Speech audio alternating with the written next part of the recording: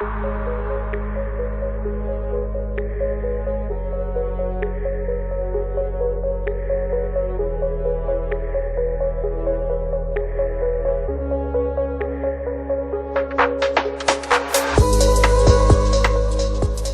and welcome to 10 Minutes On, a podcast where each week we take a story from the news and examine it a little more broadly. The aim is simple, to give you a quick but substantive insight into an issue that matters but may not have received the attention it deserves, or to offer a different angle on a story you may already have seen covered elsewhere. I'm Guy Burton, the creator and host of the podcast. This is, in part, my way of staying engaged with global events and sharing that engagement with you. My background is in academia, as a lecturer and researcher in politics and international relations, so what interests me most are not just the headlines, but the patterns behind them, what events have in common, how they differ, and what those similarities and differences might tell us. This week's episode starts with a conflict, but it's not really about one conflict in isolation, and it's not the one dominating headlines involving the United States, Israel, and Iran. Nor is it solely about Sudan, although that is where we begin. Instead, I want to explore something broader, the growing difficulty of delivering humanitarian assistance in today's world, and the reasons why that is happening. The immediate trigger is a conference that was held in Berlin last Wednesday. It was organised by the German government and co-hosted with the European Union, the African Union, France, Britain and the United States. Notably, neither of the two main parties to Sudan's conflict, the Sudanese Armed Forces and the paramilitary Rapid Support Forces, were invited. The idea was not to pursue peace talks, which at this stage look unlikely, but to focus on the humanitarian situation and the needs of civilians. And those needs are immense. Since fighting began in April 2023, estimates of the number killed vary widely. Some put the figure as high as 150,000. The US Special Envoy has suggested it could exceed 400,000. Around 11 million people have been displaced, and 28.9 million people, almost 62% of the population, are facing acute food shortages. At the same time, roughly 70% of the population is now living in poverty, up from 38% before the war. These figures come from different parts of the United Nations system. Displacement and food insecurity data are drawn from the Office for the Coordination of Humanitarian Affairs, or OCHA as it's known, while poverty estimates come from the United Nations Development Programme, the UNDP. And Sudan is far from unique. In December, OCHA published its latest Global Humanitarian Overview for 2026. It estimated that 239 million people worldwide are in need of assistance, requiring a total of $33 billion. The largest concentrations of need are in the Middle East and across North, Southern and Eastern Africa. In fact, nearly half of those affected and more than half of the funding required are in those regions.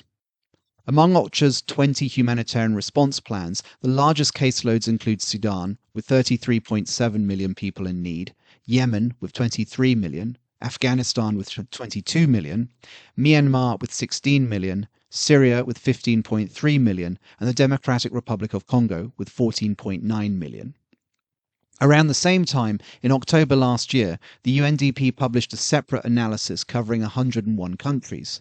It found that out of 6.3 billion people living in those countries, 1.1 billion, nearly 1 in 6, are experiencing what it calls acute multidimensional poverty.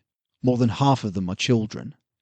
This concept of multidimensional poverty goes beyond income. It includes overlapping deprivations in health, education and living standards. Things like access to clean cooking fuel, adequate housing, sanitation, nutrition and electricity. The report also underlines the growing impact of climate change, which is expected to hit the poorest populations hardest in the decades ahead.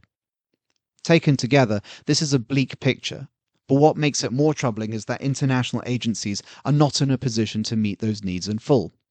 Instead, they are scaling back. OCHA makes this explicit. Rather than attempting to reach all 239 million people identified as in need, it is targeting just over a third, around 87 million people. And instead of the full $33 billion estimated, it is aiming to raise $23 billion. That gap is not accidental. It reflects a sharp deterioration in funding. Tom Fletcher, the UN Under-Secretary General for Humanitarian Affairs and Emergency Relief Coordinator, he puts it bluntly in the Global Humanitarian Overview. Funding, he writes, has fallen below levels last seen in 2016. The consequences are immediate and tangible. Services have been shuttered, suspended, or stopped entirely. Health centres have closed. Food rations have been cut. Nutrition programs halted. Protection services withdrawn. Cash payments ended. Water deliveries stopped. And shelters left unrepaired. In short, for many people, the last remaining lifelines have been withdrawn. This might seem counterintuitive. After all, in absolute terms, global aid spending has increased over time. But as a share of national income, it has declined, and that distinction matters. Governments still account for around 95% of foreign aid, with the private sector contributing about 5%. Since 2000, roughly a third of that aid has gone towards social infrastructure and services. Only about 12% is directed to humanitarian relief in crises such as war and climate-related emergencies. At the same time, the gap between what is needed and what is provided has widened steadily, now exceeding $30 billion. And if we go back to last year's London conference for Sudan in April 2025, the amount required and eventually funded resulted in a 40% funding gap. The inability of donors to meet the demands for development assistance and humanitarian relief have been captured in recent figures from the Organization for Economic Cooperation and Development, the OECD, which illustrate the scale of the shift. Earlier this month, it reported that international aid from major donors fell by 23.1% between 2024 and 2025, largely due to cuts in national aid budgets. Germany became the largest provider of foreign aid for the first time, followed by the United States, the UK, Japan, and France. Yet among the 34 members of the OECD's Development Assistance Committee, only 8 increased their aid budgets in 2025. So what is driving this decline? There are several overlapping reasons. First, domestic fiscal pressure. Governments are dealing with higher debt levels after the pandemic, alongside inflation and raising interest rates. When budgets tighten, aid is politically easier to cut than domestic spending on pensions or healthcare. Second, a shift in how aid is defined and justified. Increasingly, governments frame it in terms of national interest, migration control, security, industrial policy, rather than poverty reduction. In practice, more of what counts as aid is being spent domestically, particularly on housing migrants and refugees. Third, competing priorities. Defense spending has risen sharply, especially since Russia's invasion of Ukraine. Energy subsidies and cost of living measures have also absorbed significant resources. In the UK, for example, the government announced in early 2025 that it will reduce the share of spending on foreign aid and redirect funds towards defense. And fourth, public skepticism. In many countries, aid has become politically contested, with critics portraying it as wasteful or ineffective. Taken together, these pressures suggest that the current trajectory is unlikely to change in the near future. If anything, it will intensify the challenges facing organizations like OCHA and the UNDP. In response, these organizations are not only adjusting their expectations, but also trying to reframe the debate. One way they are doing this is by putting costs into perspective. OCHA's target of $23 billion, for instance, is roughly 1% of global military spending, which reached around $2.7 trillion in 2025. The implication is clear. The resources required to address humanitarian crises are modest relative to what is spent elsewhere.